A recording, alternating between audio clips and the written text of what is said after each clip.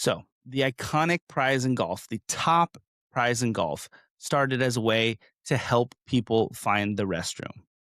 So, at the Masters tournament, obviously this week, Rory got his second green jacket, but it was never even meant for champions. Do you know the origin of the green jacket? I have no idea. Okay. So Bobby Jones, the founder of the co-founder of the club, saw club captains, kind of like hosts, wearing jackets at the Royal Liverpool golf course so people could spot them and ask them questions and they would just signify that they are members and captains at the place. So he saw that, loved it, brought it to Augusta National back in the 1930s, and early as I think 1937, members started wearing them to help identify themselves to the patrons to say, hey, the bathroom's this way, pro shop is this way, clubhouse is this way, all this stuff. And if you can believe it, it wasn't until 1949 that they decided to give one to the winner, and it suddenly became the most exclusive symbol in golf. That's so surprising because it's so simple. And we see Augusta National and a membership there as like just this elite thing. But it's like, nope, we're here to help.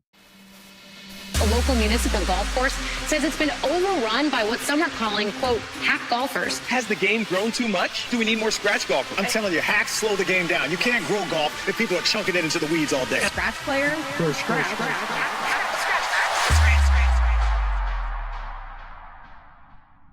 Hey, everybody, it's Dez, and welcome back to the Hack and Scratch podcast, episode number 13. What a roller coaster this Masters week turned out to be, ultimately ending in the place we probably thought it would get to on Friday night. But Casey, what are your thoughts on the week? Yeah, I mean, another great, just entertaining, successful Masters week. I really didn't think Rory was going to hold on to it after those first couple days. You know, he was wavering a little bit, and I thought Cam Young was just barreling down and kind of ready to take care of it. And I was pulling for my boy Justin Rose to finally get his jacket. And, you know, it didn't happen that way, but I'm still super impressed with Rory to be able to go back to back. Everybody saw last year as him completing the career Grand Slam. And then I think he made a comment a couple months ago that he's not done yet and he wants to accomplish other things. And this is another, you know, record that he's setting, which is pretty cool. I loved Fred's comment, I think it was after Thursday's round of play, but he goes, he might never lose another one of these again. Yeah. And, you know, until the collapse, and you were like, oh, well, maybe the pressure has moved from winning one to now getting into this extra elite group of people who have won it back to back. And maybe that pressure will get to him. Now there's no pressure. There's no pressure. If you thought he was playing freely this year, wait till he plays next year. It's going to be crazy. I really don't know between him and Scotty. I don't know if we're ever going to get another champion for at least maybe 3 to 4 years. I really, I would bet on it. Wow. And, you know, I think some people struggle with that. I don't think they love that idea. I think they want to see somebody else. I saw a lot of comments on social media this week of like, of course he won. He's been playing the course for the past 2 weeks. And I'm like, I get what they're saying, but that doesn't change the difficulty of the course. You know, Shout I out, don't totally buy it. shout out to Kevin Kisner and the people at Foreplay, because he came out and was like, this storyline is horrible. If you think he has an unfair advantage, you're completely wrong. Kevin Kisner, who obviously amazing golfer, but doesn't have, you know, the access that Rory McIlroy would seemingly have. He said he would play it 10 times a year leading up to the Masters. Maybe not all in a month span, but, you know, he's like, Rory's not living at the course. He just can easily get there because of his location. But as soon as you get your Masters invite, as soon as you get it, you are allowed to book rounds with members. So as Well, soon as you interesting. get your invite, you can call up and you can say, hey, I would love to go out. Is there a member available to take me out? And even Rory, when he plays, he doesn't play by himself. He doesn't spend hours on hours with his caddy and practicing chip shots. He just plays the course with a member. So I think people blew that story out of proportion. I'm surprised Rory said it, but I think people are blowing it way out of proportion. I think that makes sense. And I wish I didn't totally know that once you have your invite, you can go there, get a feel of the course and all that, which I think needs to be publicized more, because then I think people would say, oh yeah, this is a non-issue.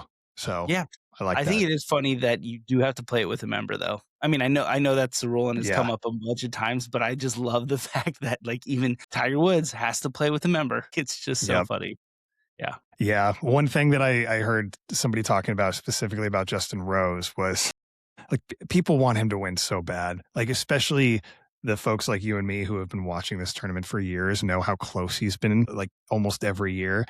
And somebody said it perfectly. They said they should at least invite him to the drinks before the round starts, like their drink ceremony. I'm like, well, no, that's still like an exclusive club, but I agree. Like, I want to see him there. So I hope we do get to see that. Well, him and Rory crashed the dinner last year on Tuesday.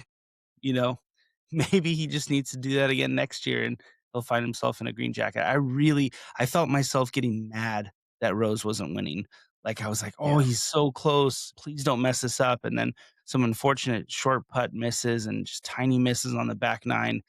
A couple bogeys back to back really killed him. But it was fun. I have to say, I had bets live on all Rory, Cam, and Rose, and so that was a fantastic place to be in come Sunday. Is I was just rooting for some good golf, and I got it, and it was an incredible day. Yeah, definitely. What are some of your other highlights or takeaways of things that you enjoyed from the weekend or the So I week? do have a little bit of a spicy take. All right, Okay, let's hear it. don't get me wrong, I love me some Hao Tong Lee humor. Okay, I think he's Yeah. so funny. I think he's very real. But let me say this with utmost certainty: if Scotty is playing with anybody but Hao Tong on Sunday, he wins that thing outright in regulation. I think you're right. You Are you saying cannot he was play just your too best golf. distracting? You cannot play your best golf when someone's shooting a 10 and takes 20 minutes to find a ball. Scotty had to walk up to the green 3 separate times from his chip because he had nothing else to do. And Hao Tong was just like that. He wasn't intentionally doing it, nothing like that. But I truly believe if he's playing with anybody but Hao Tong, he takes that thing home on Sunday. I get what you mean, because I mean, not comparing my skill level to Scotty and then playing with, some random guys on the weekend at my local course. Yeah. But there are times where it grates on me. I'm like, oh man, I've been standing here forever and they've been looking at their ball, but I'm not playing in a competition, And so to me, I'm just annoyed. I wonder if Scotty's experience allows him to not think about that, or the side of it of like, come on, man, this is a major championship. We got to get it together. I see both angles to it. Either way, I'm sure he would prefer to not have to wait 5 minutes to hit a shot. So I get what you're saying. Yeah. I think based on that clip I saw on Saturday of Scotty, he definitely has a little bite, little edge to him. Feels like he probably should have done better this week. So I do think maybe come Sunday that was reeling up and he was feeling it. Shout out to Scotty. He never mentioned it once, never said anything about bad playing partner or anything like that, which, you'd never expect him to. But I He truly never believe it. will. I think he would have shot maybe 6, 7 under come Sunday if he played with anyone else. But it wasn't to be. The golf gods decided Rory's going to get his second jacket. I am sure that Scotty will have his chance to go not only win another one, but probably back to back in similar years or similar ways. So, I'm sure they will reward Scotty in the end. But it was a wonderful tournament. I thought it was great that Amen Corner decided really the tournament. I mean, you rarely ever see that where the birdie on 12 makes the difference. You always see it as where the double bogey makes the difference and someone loses. It was incredible to see Rory hit that shot. I think that's the one shot people will replay for years, is that just ball right at the flag on 12 on Sunday. I mean, it reminds me a lot of Tiger Woods' shot in 2019 on 12. Like, it was kind of almost the same exact thing. And to see that again, it was like, man, he's in control here. So that was a cool moment. Yeah. Sergio, we got to talk about it. What the hell was going on with Sergio? I mean, it was bad. It was, I almost, that was one of the first clips I saw and was like, there's no way. I didn't see that live on the broadcast. I was like, there's no way. That can't be real. And then to see him carrying Rahm's bag Don't know why he decided to do that. I guess it was out of class, which, I mean, very nice move, but at that time, I think his mind was just swirling and spinning. I cannot believe he swung a driver at a bench. I mean, that's crazy.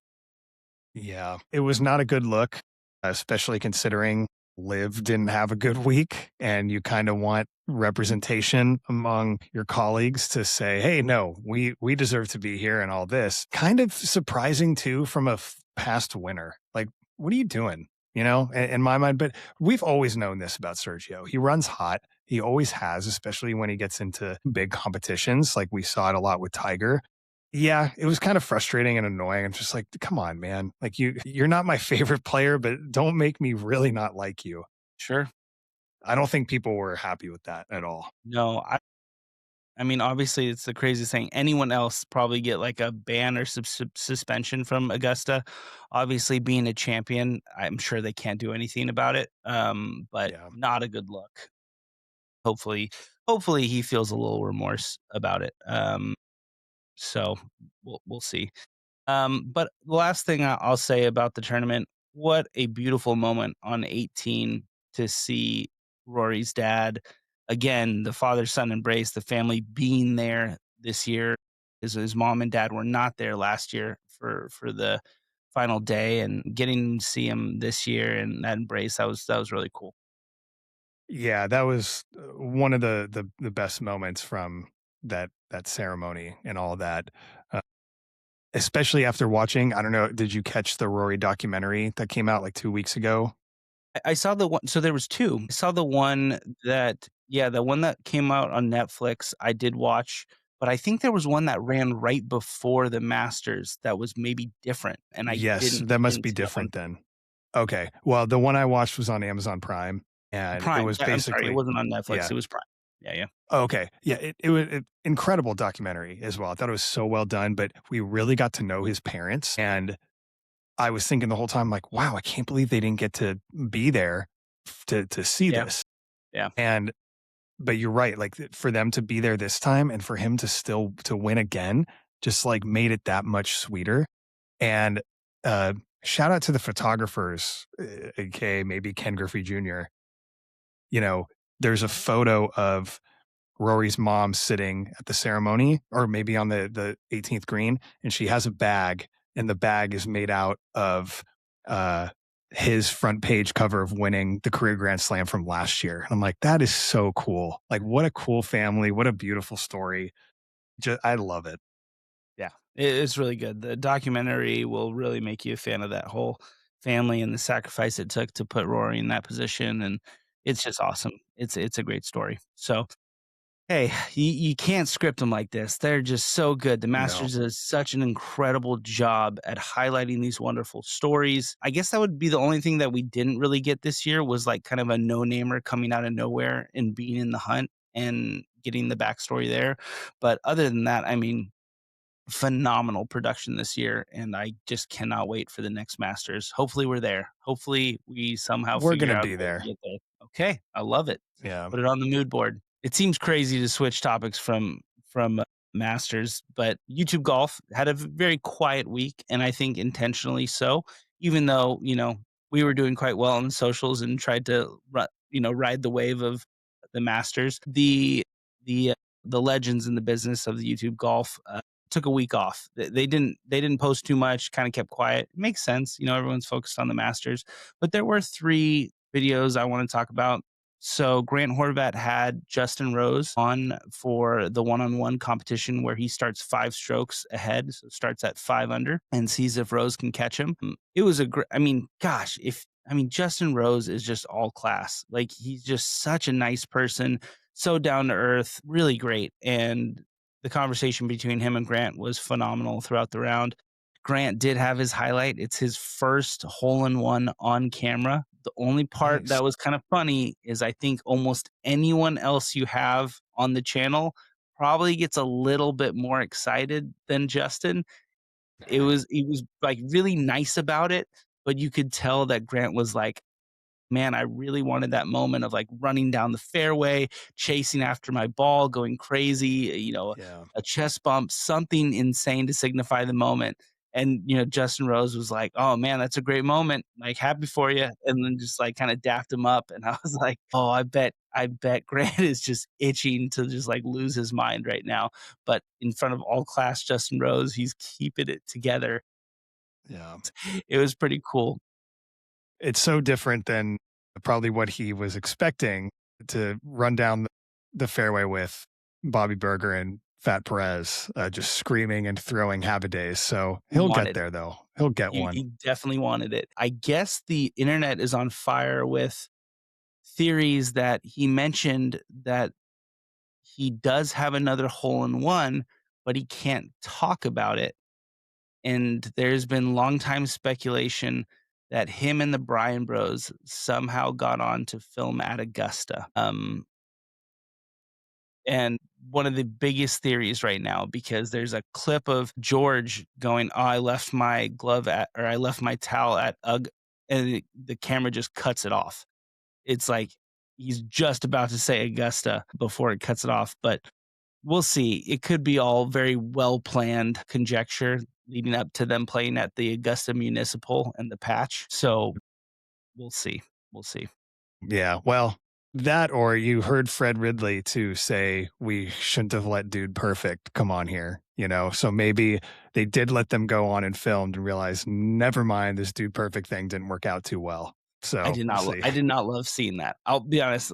I felt like such a boomer being like, I'm not really big fan of frisbees flying down Amen Corner right now. Yeah, feels weird. Feels weird. Kind of takes Yeah. a little bit out Okay, of the place. well, if you had to guess, let's say Yeah. they played Augusta, where Yeah. did he get his hole in one, you think? On 16. 16? I would say they have Sunday pins, and he spun one back into 16. Yeah. I feel like that's kind of the only one. Yeah, we'll see. So we'll see. Or we may never see. I don't know. We may not. Yeah. We may never see. Augusta might, just can that as soon as the Dude Perfect Yeah. people have gotten some major flack for it. So Yeah. we may never see. But who knows? Trent from Foreplay had a break 85. Didn't quite do it, but honestly played some great golf. Did his best yet, and I think he probably will break 85 coming up pretty soon. You asked the frequency in which they're doing these, and it seems like they're doing way more frequent than like the once a month they were previously doing, which I think is probably the way to do it, right? So didn't quite do it, but it had some good moments. The latest video that kicked off, or people are doing series now, where it's like 1 part, 2 part, 3 part on people's different channels.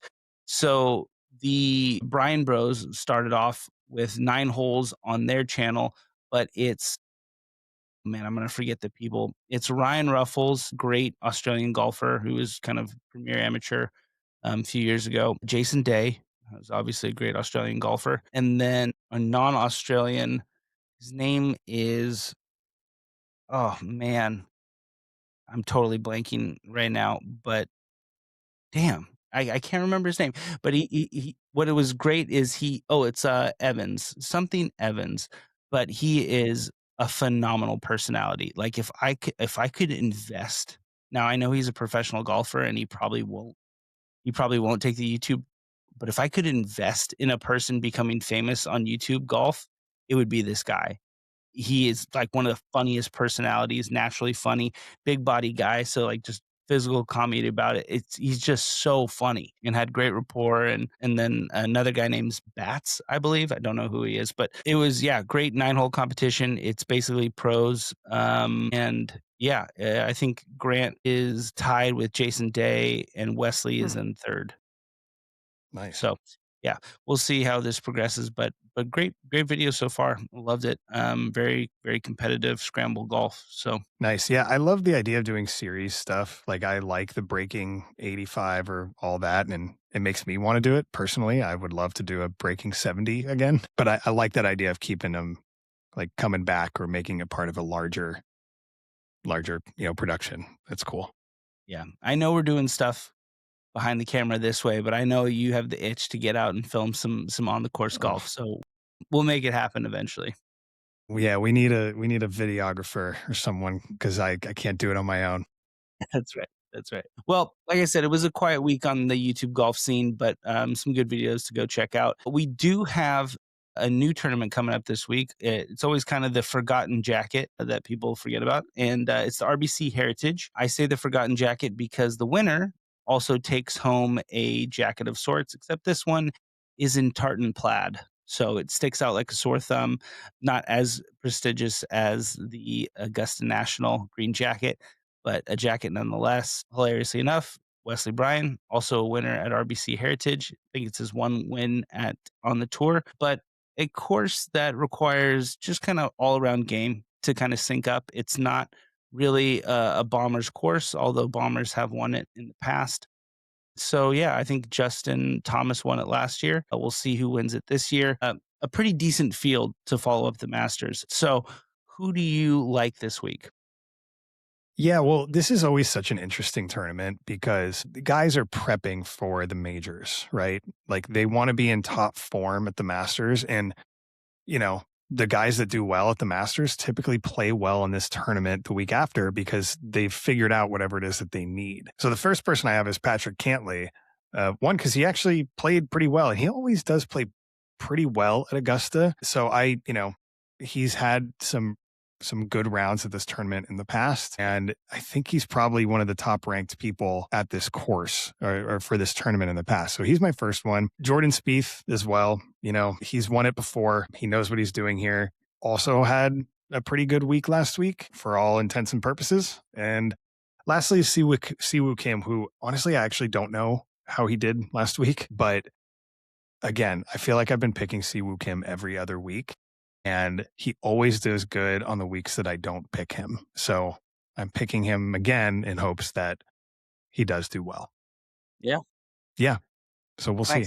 I can't even believe we have consensus on Cantlay. I mean, I am a person that would never waste money like that in my life. Hasn't won in a fortnight. So I am shocked that we're both on him. But I just feel like it's a weird time for like comeback headlines, and there would be no better one right now maybe than Cantlay, who hasn't won in a very, very long time, but found some form for sure last week.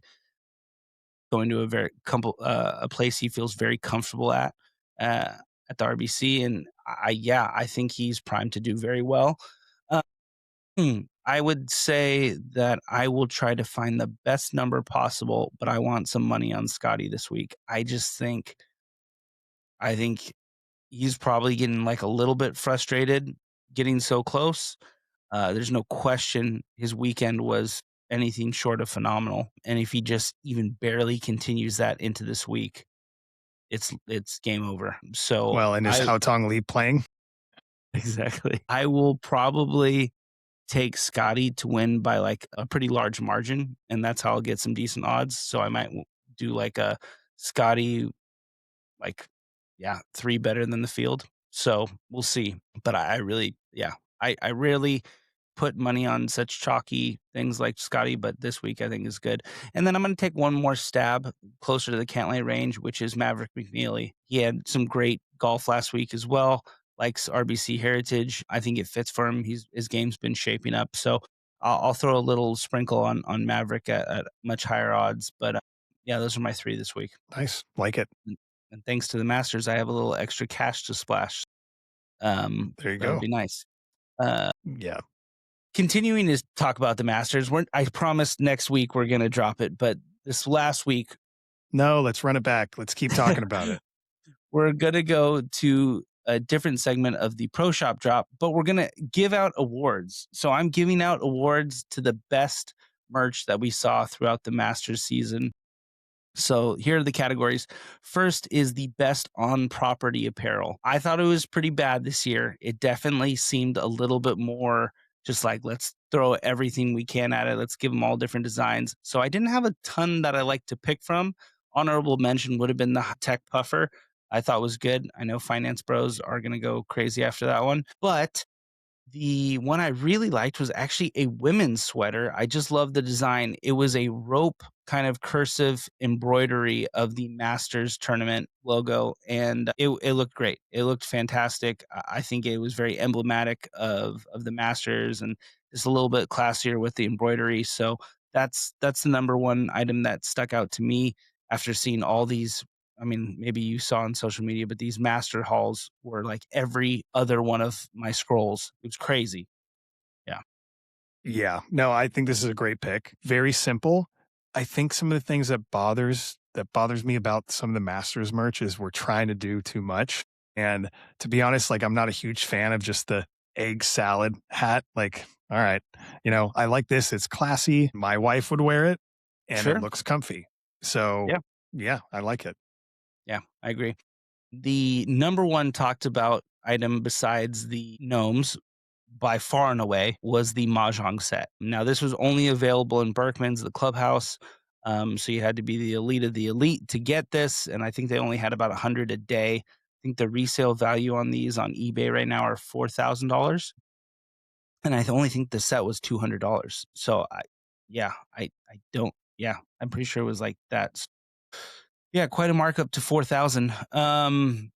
Really cool design. I will say, like, knocked it out of the park. I am not a mahjong player, but I do know that they freaking nailed their target audience. I hate to say this, but every trad wife in the world right now is playing mahjong on Thursday nights in the South. It has just become a huge, huge thing in the South right now to hold mahjong parties, and this is going to be the desire of every single housewife in the southern area of this world. So, yeah, shout outs to them. They nailed their target audience there. Yeah, this is perfect. And I love Mahjong. It's a great game. My You sister-in-law play? taught me. Oh yeah, Let's we've go. we've played. My sister-in-law plays with some friends where they live, and she taught us a couple years ago. I love it. I think it's awesome. And if I were to be able to play with this set, that would be awesome too. Well, sorry, So you're yeah, not getting it. No, don't even no, think about birthday, Christmas. It's not coming. I'll promise you that. I think it would be cheaper for me to create my own knockoff version than to try to buy an original one. But it was such a cool idea. It looks great. The graphics they used look phenomenal. Yeah, it's great. Perfect.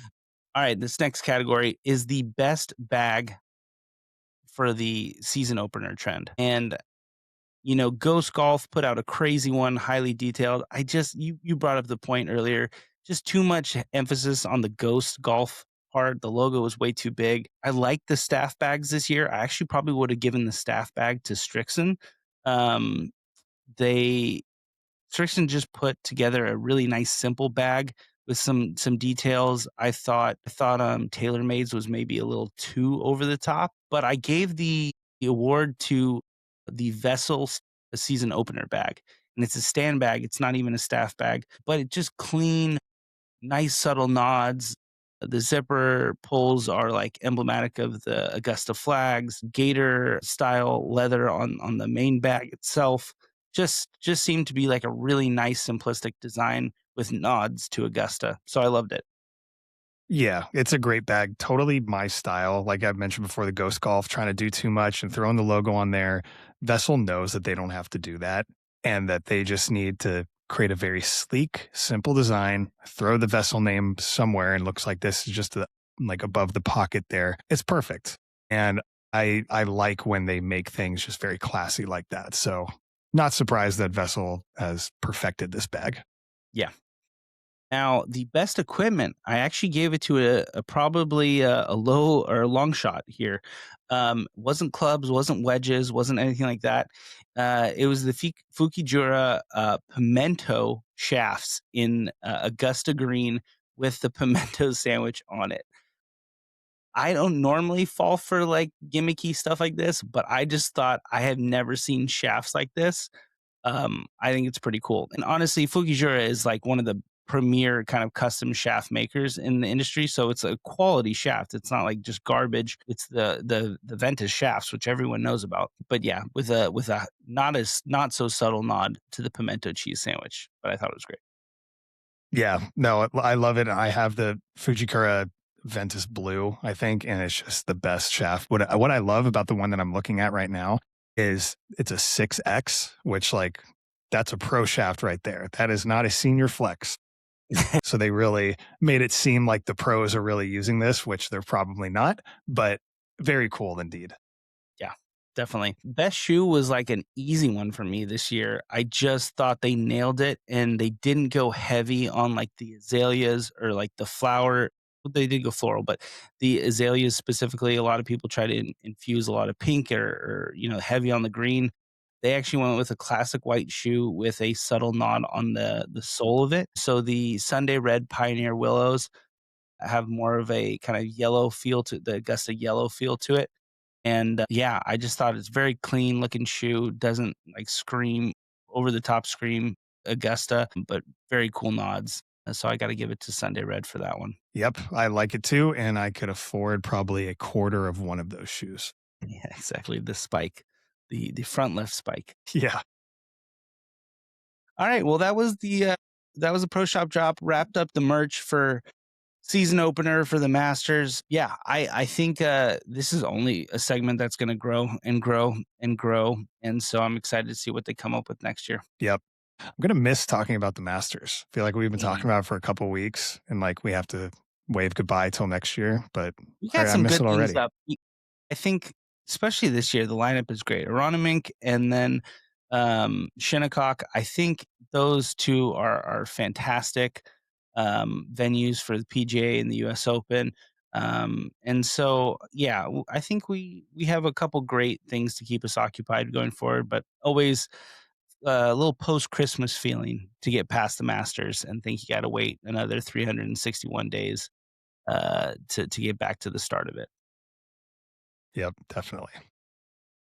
Alrighty, we got our games today. We're going to start off with a new segment for us, and I think it's going to be one of our more popular ones going forward. So this game is called Okay, I'll Switch.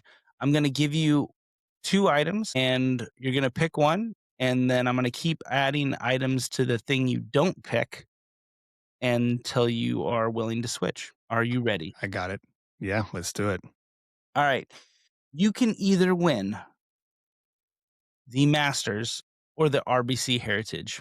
Which one are you going? I really do want to know if someone would pick RBC Heritage over this. No one would ever pick RBC I know, Heritage. but if somebody does, I want to know your reasoning. I respect your decision. You're wrong, but I respect your decision, so I choose the Masters.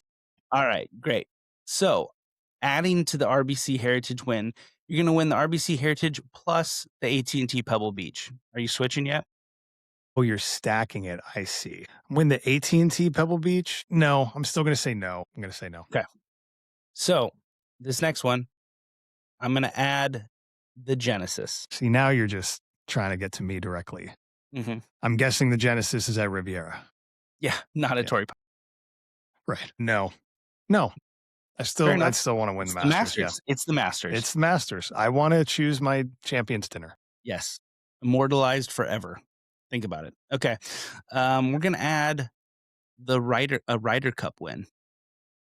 Oh, dang. We might be cutting this short because I would say, yeah, I'd want to win the Ryder Cup. Wow, you would trade a Masters win for the RBC, the AT&T Pebble Beach, Genesis, and the Ryder Cup. I would choose it for the Ryder Cup if it was in the US. A home Ryder Cup. Home Ryder Cup. Yes. Okay. Final answer? Dude, but I still don't have a major championship though, do I? No. And you'll never get one. Okay, no. I want a major championship. Good. Be selfish. I like it. Yeah. All right. I'm selfish. Well, you have your first opportunity. You win all that plus the Open Championship. See, okay. I know people are going to hate this, but the Open Championship is not second to the Masters for me. I don't believe. Amazing. So I'm going to say no. Okay. That I'd still choose the Masters. Wow. But I okay. have a feeling what's coming next, so that might sway my decision. All right, we're going to knock these out. The U.S. Open. Okay, so I win the U.S. Open and everything you said Mhm. before instead of the Masters. I will take that because Good I've deal. now won the Open Championship and the U.S. Open. Two different parts of the world. I have two majors. I'll take all those over. And I have my Ryder Cup win. Yeah, you're an elite level golfer. You Yeah. are knocking on the door of the Hall of Fame. And you obviously with all these major wins, you've guaranteed yourself to at least play the Masters many, many years. You're not going to win it, but you're going to play it. Hey, as long as I can be there. But, if I still chose the Masters after that, I'm kind of like a Danny Willett figure, and I don't much True. respect, but still. That is funny. That is very Danny Willett, this question. All right. Well, just for fun, the last two are going to be the PGA, obviously, to round out all three majors besides Masters. And then I was going to throw the last ditch effort, all of the PGA tournaments except the Masters. So every single one of them you'd have except the Masters. That one's even tough because you're like, it's just all or nothing. Yeah, it is. Yeah. That literally is Rory's question. Yeah, exactly. Yeah. Well, cool. Good deal. I think you stopped at the right. I wouldn't have hated if you stopped at the Open Championship either. So just a question, your second behind the Masters is what? I honestly go back and forth. Usually it's the US Open, but if the Open Championship were at St. Andrews, then I would choose. Fantastic. Okay. The Open Championship at St. Andrews is above US Open for me. Got it. Okay. Makes sense. We're going to do a little bit of blind ranking. Obviously, everyone took notice of the green jacket come Sunday. However, there are some great alternative trophies across the PGA. And so I'm going to have you blind rank these PGA related trophies in the order you think best to worst. You got 8 of them today. Okay. Let's do it. All right. The first one is the Hero World Challenge, the Tiger holding a globe. I love that one. This is, maybe it's not an underrated trophy, but I think it is. That is up there for me. I'm going to say 2, honestly.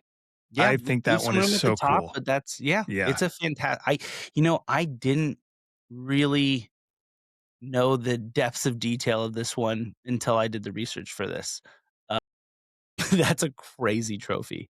Okay, good. We got 2 locked in. All right, Pebble Beach's Crystal Cup. That is also a really cool one. I really like that one too. I'm going to put that at a 4.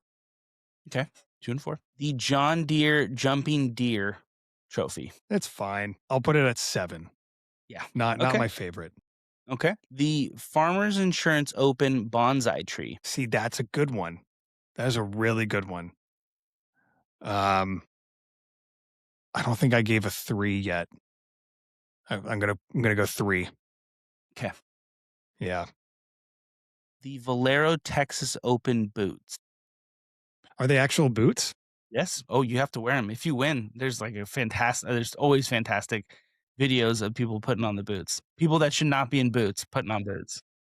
Well, that's hilarious. Okay. I'll leave some room at the bottom for others. 5. Okay, 5. Okay. I think I can't remember where it comes from now. Shoot. But okay. Because it's not Sanderson Farms. Sanderson Farms used to have a great one, which was a wine barrel. The chicken. Is it? Okay. No, it used to be a wine barrel. Or no, you're right. Okay. I thought it's just always been a chicken. But right. It is a chicken for rooster. Sure. It is it's a big fat cock on top of a trophy. So yes, Sanderson Farms, the chicken. Okay. Dang, I have to leave space for number 1. And I think I've used all my others. I think I have 6 and 8 and 1. Mm-hmm. I'm going to go 6. I think this one's so funny. Because I think it might have been Sam Burns. His first tournament that he won was the Sanderson Farms tournament. And I'm like, that is such a random thing. And I remember telling my wife, I'm watching the Sanderson Farms championship. She's like, you're just making up tournament names. No, this is a real thing. You win this chicken if you win, I swear. This is so funny.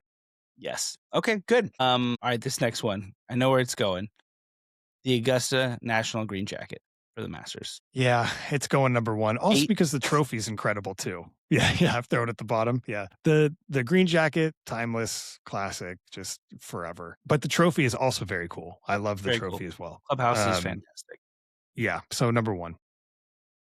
It's funny, you bookended the 2 jackets. The next one was the RBC tartan jacket. Dang, well, that does deserve to be higher, definitely. But I'm glad that I left number 1. Nice. Well, that's great. No, those are some great ones. I love the creativity, doing the research. These ones are kind of active trophies.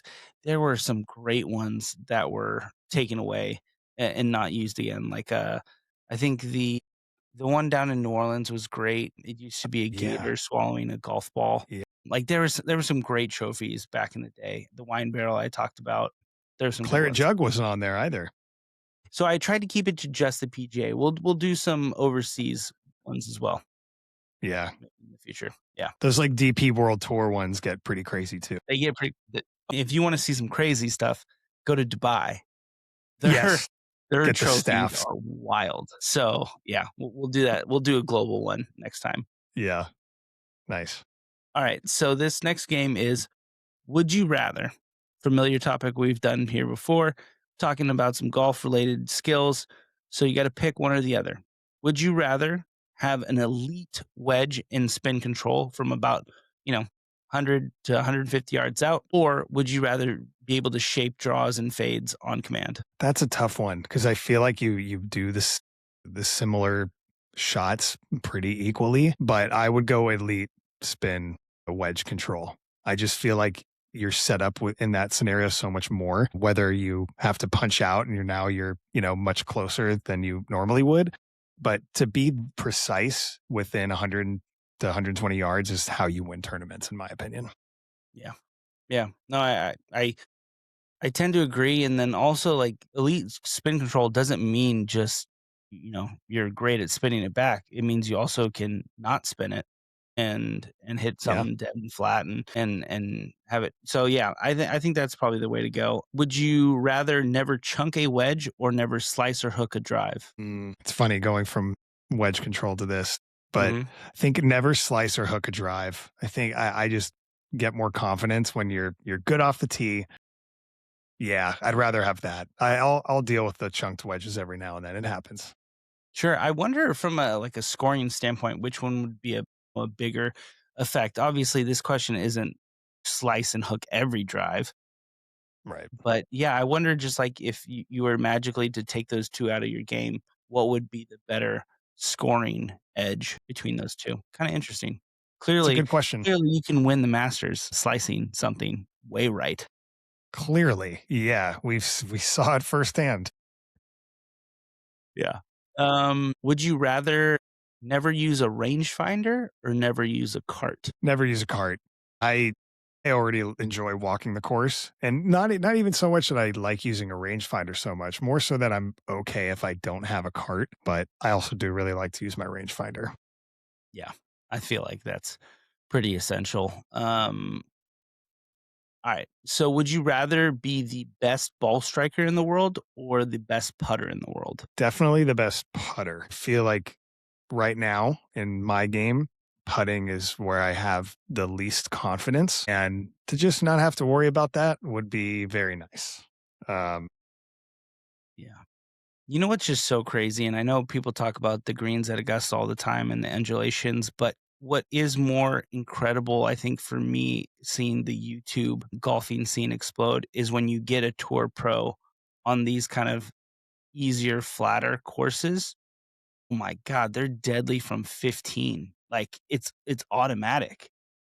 yeah. If it's a straight putt, these guys are automatic. It's only when you bring in the crazy lightning fast undulating greens that you have on tour that it becomes a problem. But man, like Justin Rose on that Grant video was just dialed from 15 to 20 feet straight putts. It's crazy. Yeah, and when you're watching a tournament and it says like make percentage from this distance, and it's like okay, 50% from whatever feet has to increase by like at least 25% when you go and play like any other Man, course where easy. it's like 5 marks slower than a normal course or than a tournament course. So yeah, it's just a different game. Did they ever say on the broadcast what the greens were rolling on Sunday? I don't know if they did. We definitely saw people not being able to grip the green from their approaches more often on Sunday, but no, I don't think I recall a specific number. Yeah, I don't think they did either. All right. Would you rather chip 20 yards uphill or hit a 20-foot putt downhill? That's tough because the chip uphill, if you don't get it, you could roll right back down to where you're going. But you could do the same with the putt. You hit it past and now you're chipping. I'd rather chip 20 yards up. I always like, whether I'm putting or chipping, having kind of that backstop of going uphill is more comforting than having to control the speed downhill, in my opinion. What I found so interesting watching Sunday and really the whole week was how many people were hitting putter off the green. Like a lot of Yeah. creative shots with the putter off the green. I always feel kind of like lame bringing out my Texas wedge when I'm playing and just be like, yeah, I'm so scared to chip this and duff it. But it was incredible to watch some of these shots that were putts. I mean, Rory's putt on the back nine on Sunday, oh my gosh, on 16 was unbelievable. Yeah. So, yeah, that's a good question. Last one. Would you rather play the Internet Invitational or the AT&T Pro-Am? When you say AT&T Pro-Am, am I just playing as an amateur or am I Yes, competing as sorry. a pro? Yes, no. Okay. Fair enough. I'd probably play the Internet Invitational then. Feel like that will actually make me feel more like a pro than I love it. having to play the white tees at the Pro-Am. Yeah. No, I think so. Although, do you get to play no, you play Spyglass, right? You don't play Cypress. Not anymore. Yeah. Yeah. Yeah. Okay. All right. Well, good. That's game of Would You Rather. We have one last thing in the hopper tonight, and it's kind of ridiculous. So, a lot of greats in golf have a nickname, and even more select lists have a nickname that just happens to be an animal. Today, we are handing out nicknames to some of the greatest current golfers that do not have one. So, obviously, I'm speaking about, Tiger's Tiger, Jack is the bear, we got Greg Norman's the shark. We got tons of animals out there.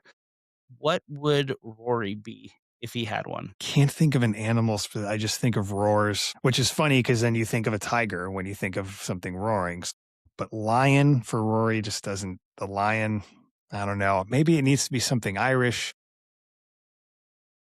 I don't know. What do you got? I don't know. I like the lion only because it's the lion and the tiger and the bear. I mean, it's perfect. That's pretty good.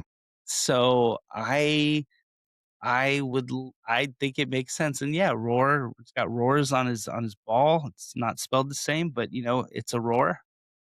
And I think it fits. So I think we'd go lion. Wow. I think Okay. All right. I think it doesn't fit his personality, but I think it'd be good. How about Scotty? I think it needs to be something a little bit silly, but that could also like kill you.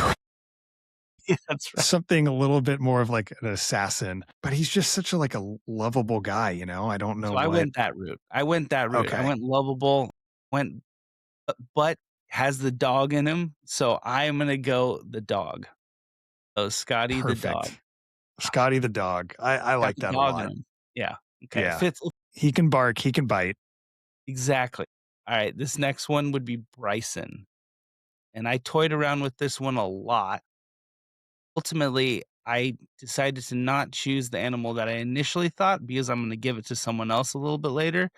So I went with a real silly one here, and I went with the lab rat. That's good. That's relevant though. That makes a lot of sense. I I like that. For some reason I had like hawk or eagle in my mind cuz he's I like, wanted to go he's bird. big. Yeah, he's strong, but we know him as the scientist. And so I think lab rat's really good. Eagle does fit him though. I mean, that you're Yeah. spot on with that. Okay. So John Rahm, no question in my mind, this one's the perfect fit for him. He is the bull. You got That's the Spanish perfect. heritage, you got the bull. It's like picture perfect, hot, fiery personality, huge guy. It's no question he actually should be. That's perfect because the thing that popped in my head was hippo, and I'm like, that doesn't fit well. That just seems kind of insulting. Bull works. That's so perfect. How is that not his nickname already? That I just don't makes so know. much sense. It really does. Yeah. I think it should be his legit nickname. Maybe he just needs to break through and win a couple more majors, and he'll put himself in the animal nickname talk. That's perfect. Yeah, you got to post that one and get him on Yeah, board. yeah. I think he would be. It's great. That's All right, good. the next one, it's a combination of two, so it's got to be a duo. It's the combination of Spieth and Thomas, a classic pairing for the Mm, last 15, 20 years. No, 15 years. I have an idea. What? I have such an insulting idea, so I'll let you go first. Yeah, the one I'm thinking is like Roadrunner and Well, or no, yes. no, not Roadrunner and Coyote. Like, Yes. Yeah, yeah, you yeah. know, Well, that's a good one. that one That's a good or one. what's the or Tom and Jerry. Tom and That's what I'm Jerry's thinking good. of, Tom you and J know? always chasing each other. Yes, that Yeah. is great. But Honestly, they okay, have their moments where they're friends, you know? Yeah. man, that's a good one. Tom and Jerry. Crap, that's a great one. I went much more insulting. I went the hyenas because they are always chirping. I mean, dude, Yeah. even Spieth was so vintage Spieth this weekend. He was just talking up a storm to himself Yep. at Augusta, and JT's the way JT's similar. He's very similar, and they're always talking, so I went the hyenas, but I really love your Tom and Jerry. That's a good one. That Tom and Jerry's good. I do like hyenas too, though, because they're always talking. I love the clips where it's like whenever I'm playing bad golf, I try to remember what Jordan Spieth said this one time, and he just yells the F word like after his putt. I'm like, that's so funny, and that's what you think of because they're hilarious. Yeah, These are great. I don't know how we lobby for these, but we'll put it out there and maybe it'll come back to us, but I think we did good on these ones. we got to find some relevant companies that are associated with these animals or foundations and see if they can sponsor it. But yeah, Noble. Oh my God, Tom Brady's company, Noble for Rom. Get a sponsor. Are you Done. kidding? We Ugh. we we we are We the literally brokers here. exactly. We are John Rahm's management team at this very moment, and we're crushing it. Yes. All right. Dang, we're Well, smart. we are. That's going to do it for us. Thank you for joining. It was a great Masters week. See you next time.